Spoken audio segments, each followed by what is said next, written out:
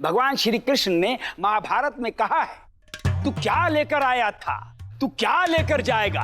तो महाराज इस पर तो शास्त्रों में 6 अध्याय हैं। 6 गुरुवर, आपके कहने का तात्पर्य यह है कि आय का 6ठा भाग कर के स्वरूप राज्य को मिलना चाहिए। हाँ यही महाराज, आपने सत्य कहा, हम भी यही कहने वाले थे।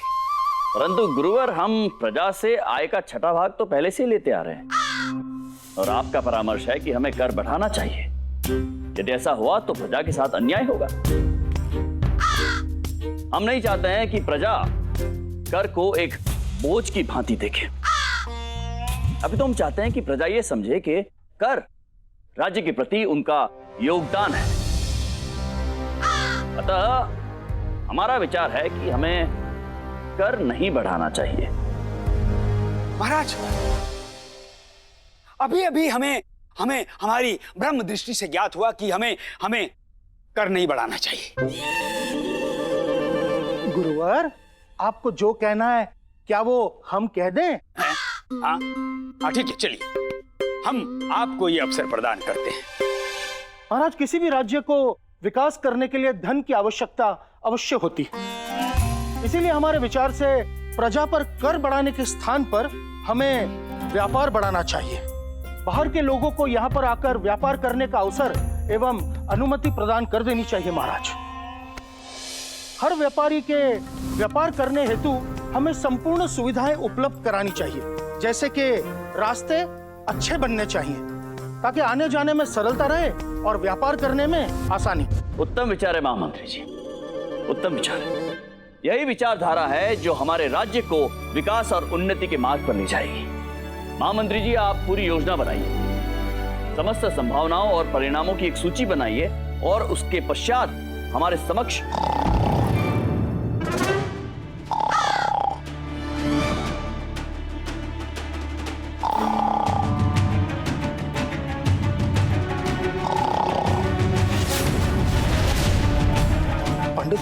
पंडित रामकृष्ण,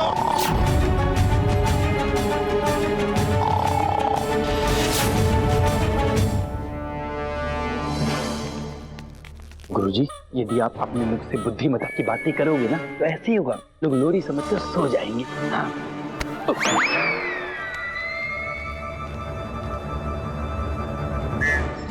बहनों, पति वो है जो हमारे ऐशो आराम के रथ को घोड़ा बनकर खींचता है। यदि रथ को दौड़ाना है तो उसकी लगाम को कभी ढीली मत छोड़ो, और अगर लगाम कभी ढीली हो भी गई तो ब्रह्मास्त्र है ना, अर्थात हमारे आंसुओं को हथियार बना लो। और अगर ऐसा करोगी तो पतिदेव सदैव सुखदेव बने रहेंगे। अरे सुनते हो? प्रणाम देवियों। प्रणाम। आपने सारे काम कर लिए है ना? जी वरलक्ष्मी जी, आपका पानी भी गर्म कर दिया और जैसा आपने बोला था कपड़े धोने के लिए, मैंने कपड़े भी धो दिए। वो नहीं, हम आज के आयोजन की बात कर रहे हैं। उपमा बना लिया? अरे हाँ, उपमा भी बना दिया। और जैसे आपने कहा था ना, काजू और किशमिश गिन के उतने डाले हैं, पूरे 52। अच्छा, लड्डू बना लिए हमने? अरे लड्डू भी तैयार है और कुछ लड्डू मैंने छुपाकर कोने में भी रख दिए हैं।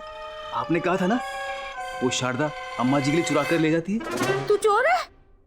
नहीं, छुपा कर नहीं, बचा कर रखने के लिए कहा था, अम्मा के लिए। हाँ, वही जो आपने कहा था, ऐसा ही तो किया मैंने। जाके रसोई घर में देख लीजिए, कोई काम तो बाकी नहीं रह गया ना? ठीक है। बापू को बोलना पड़ेगा कि मेरी अम्मा शारदा को इधर मत भेजा करो। मैं नहीं चाहता कि इस वरलक्ष्मी के पति के संस्कार हमारे घर पर पड़े। अरे वाह वरलक्ष्मी, तुम्हारा पति तो बड़ा घरेलू है। हाँ, उन्होंने मुझे गर्भ के समय भी कुछ काम नहीं करने दिया था। शारदा, पंडित रामकृष्ण भी तुम्हारी सहायता करते हैं ना? कहाँ, उन्हें कहने का तो कोई लाभ ही नहीं है। क्या?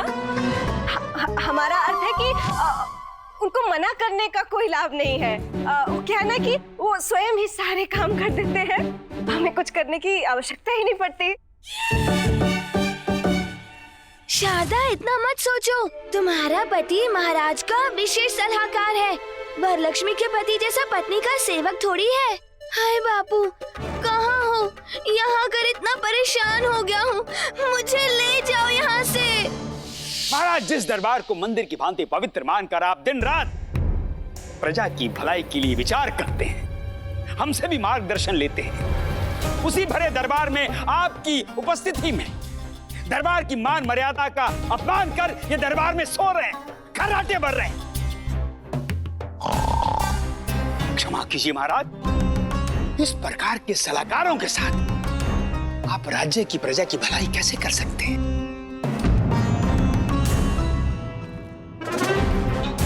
पंडित रामाकृष्णा, उठिए। शारदा, शारदा देख, तेरा पुत्र जाग गया। अवश्य ही उसने फिर से शौच किया होगा। अरे तुझे बुला रहा है रो रो कर। पता नहीं क्यों गुरुवर की आवाज में रो रहा है। ये देखिए महाराज, ये देखिए महाराज, नींद में ऐसी उल्टी सीधी बातें तो वही करता है जिसका मानसिक संतुलन बिगड़ गया होता है।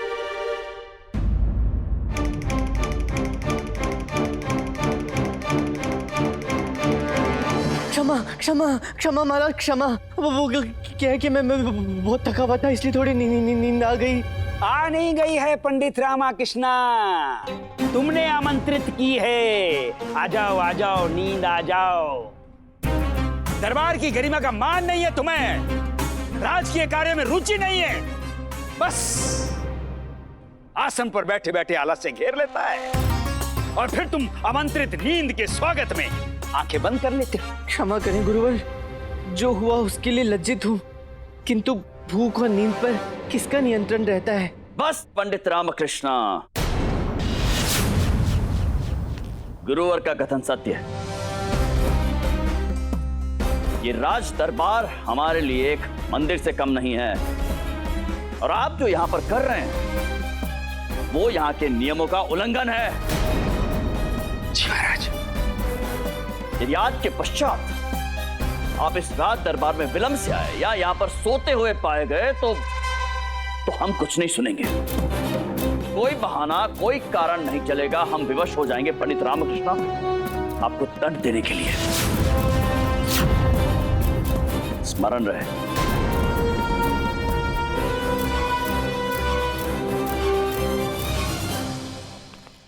हे माँ, घर पे भास्कर सोने नहीं देता, यहाँ गुरुवर शांति से रहने नहीं देते।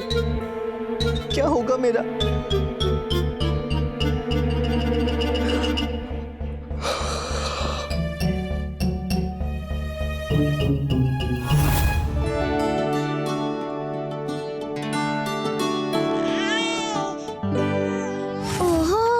ये कौन है जो रोती है इतना मधुर? होगी कितनी सुंदर। लगता है मेरी पुत्री जग गई है। सुनिए, चाहिए उसे लेके आइए। जी अभी लाता हूँ, आप सब खाइए, मैं लेके आता हूँ। देखा, मेरी सारी बातें मानते हैं। मेरे हृदय की गति क्यों तीव्र होकर मचलने लगी है? ये सब अकस्मात ही क्या हो रहा है? इसे भास्कर के बगल में लिटा दीजिए। हाँ बिल्कुल। वाह, कितनी सुंदर है। जन्म से पूर्व देखा था इंद्रलोक में परियां होती हैं, और तुम्हें देखकर पता चला नन्ही परियां होती हैं मनुष्य लोक में। सुन, मैं हूँ भास्कर, मेरे विषय में तो सुना ही होगा। मुंह फेर लिया, या मुझे देखकर शर्मा गई हो, या फिर नखरे दिखा रही हो। देखो, मैं तुम्हारे नखरे के लिए तुम्हें क्षमा कर दूंगा, बस तुम अपना नाम बता दो। मैं एरो गैरो का ना नाम पूछती हूँ और ना अपना नाम बताती हूँ। ये वो लड़कियों के नाटक होते हैं ना, हाँ में ना वाले, मुझे भली भांति पता है। अच्छा सुनना, मैं यहाँ तुम्हारे आने से पहले बड़ी घुटन से अनुभव कर रहा था, पर तुमने यहाँ और रुकने का कारण दे दिया, इसके लिए धन्यवाद। मेरे गले मत पड़ो, अपने घर का रास्ता नापो। और तुमने मुझे आंखें फाड़ फाड़ के देखा है, ये तो पता चल ही गया होगा कि मैं ऊपर से नीचे तक संस्कारी हूँ। अरे पगली, बहस में क्यों समय खराब कर रही है? मेरा मित्रता का हाथ पकड़ ले और सोच, लोगों ने आज तक सुना है लंगोटिया मित्र होते हैं। हम दोनों लंगोटधारी शुरुआत करके लोगों को बताएंगे लंगोटिया प्रेमी भी होते हैं। जिस लंगोट की दुहाई दे रहा है, देख वो गीली हो चुकी है। क्या तुम मेरी लंगोट की चिंता मत करो, ये तो गीला सूखा होता रहता है। बस तुम हमारी मित्रता पर ध्यान लगाओ। 100 बात की एक बात है, तुम पसंद आ गई हो। अरे नन्ही परी, रोंदू परी मत बनो। मित्रता के लिए कहा है, विवाह के लिए नहीं। इतना मत रो, तुम्हारी विदाई को अभी बहुत समय है। उस समय जितना चाहे गला फाड़ लेना।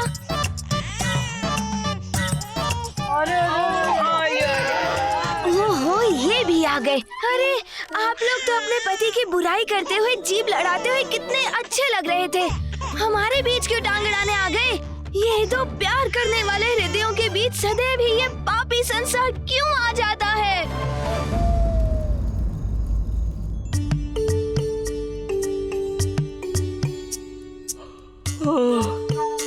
शारदा, ये कब सोएगा?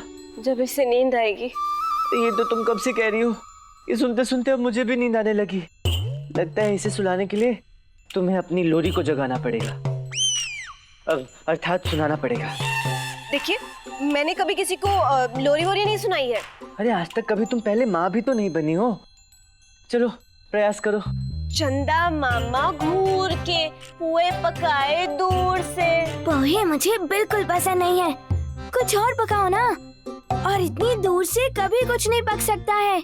बच्चा हो इसलिए क्या मुझ समझ के रखा है? आपने तो कहा था कि ये सो जाएगा, और ये तो अभी भी जाग रहा है। जिस दिन इसे तुम्हारी लोरी समझ में आएगी ना, उस दिन अवश्य ये चैन की नींद सोएगा। ठीक है, तो एक काम कीजिए कि आप इसे कोई ऐसी लोरी सुनाइए जो इसे समझ भी आ जाए और इसे नींद भी आ जाए। लल्ला लल्ला लोरी, दूध की कटोरी, दूध में बताशा, भास्कर करे तमाशा। हे भगवान, कोई इन्हें बताए। मुझे तो स्वयं नींद आ रही है, परंतु इनकी बेसुरी लोरी ने तो उड़ा दी है। सो जा। भास्कर करे तमाशा, ये मुझे सुला रहे हैं या उकसा रहे हैं? पर ये तो अभी भी आंखें फाड़ फाड़ कर देख रहा है। सो जा मेरे राजा, सो जा मेरे राजकुमार, कल करेंगे ढेर सारा प्यार। सो जा मेरे राजकुमार। वाह, मेरी लोरी का तीर तो गलत निशाने पर लग गया। ये शारदा महोदया सो गई।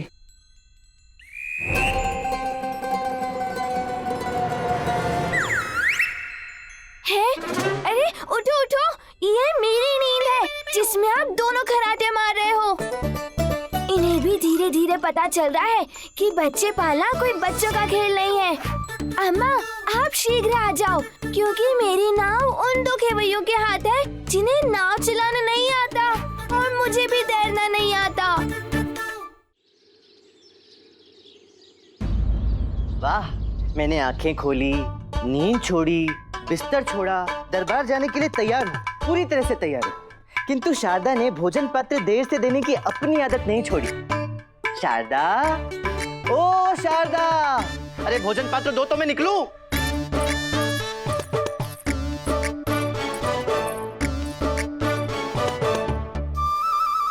ओ शारदा महोदया, भोजन पात्र और पुत्र में बहुत अंतर होता है।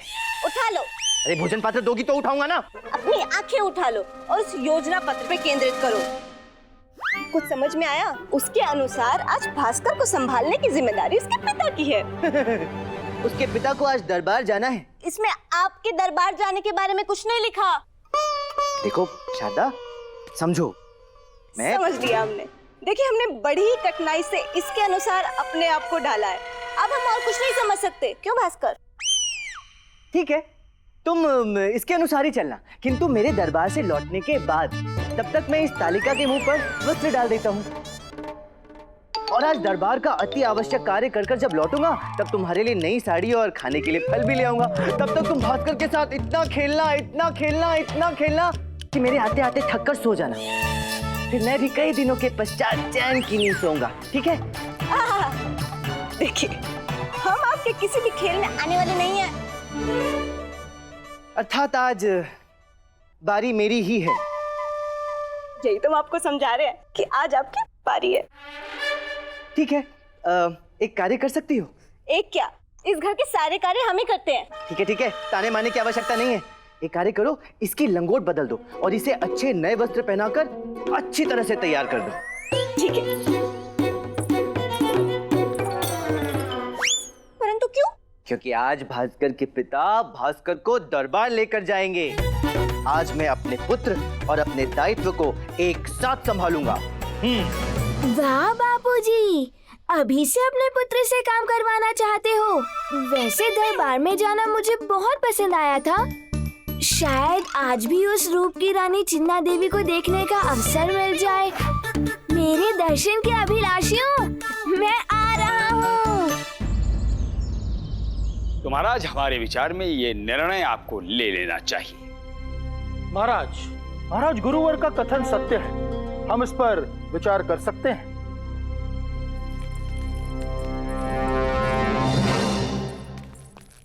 प्रणाम जी, मैं रामेश्वर और ये मेरे साथ मेरी पत्नी और मेरी माँ है। जिस प्रतापी को देखने के लिए प्रतिदिन सुबह हमारी आंखें खुलती थी, विश्वास नहीं हो रहा आज वो हमारे सामने है। आपकी महानता के किस्से सुन सुनकर ही हम बड़े हुए हैं। और देखिए ना, आपको देखने के बाद हमारी आंखें कुछ और देख ही नहीं पा रही। आपका व्यक्तित्व देखकर हम आश्चर्यचकित रह गए हैं महाराज कृष्णदेव राय जी।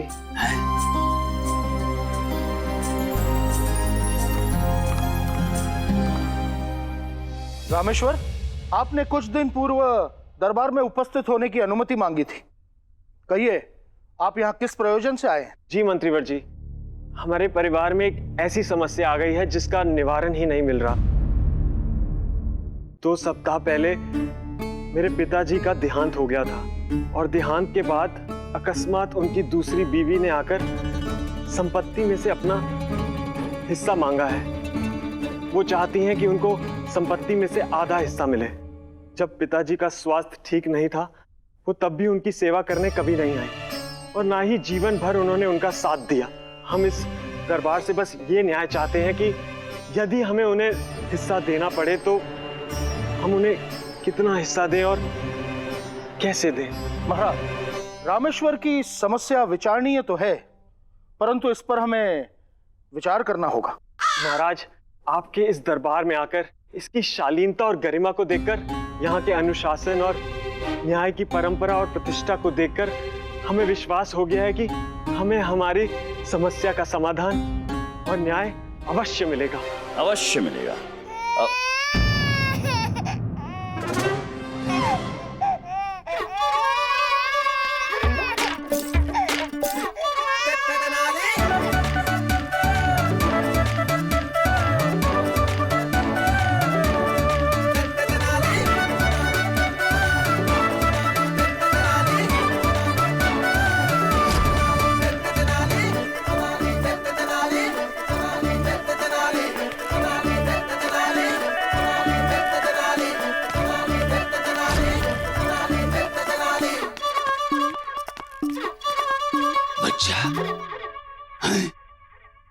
भरे राज दरबार में बच्चा कैसे? साथ में मैं भी तो हूँ गुरुवर। प्रणाम महाराज। प्रणाम गुरुवर। वो क्या है कि शारदा बाहर गई है और इसे संभालने की मेरी बारी थी, तो मैं अपनी नींद, अपना चैन, अपना सब कुछ दरबार लेकर आ गया। पंडित रामाकृष्णा, ये दरबार में सभा का समय है, जहां लोगों की भलाई के विषय में विचार विमर्श होता है, लोगों की समस्याओं का समाधान निकाला जाता है। अब वहां पर बच्चे खिला जाएंगे। महाराज, गुरुवार,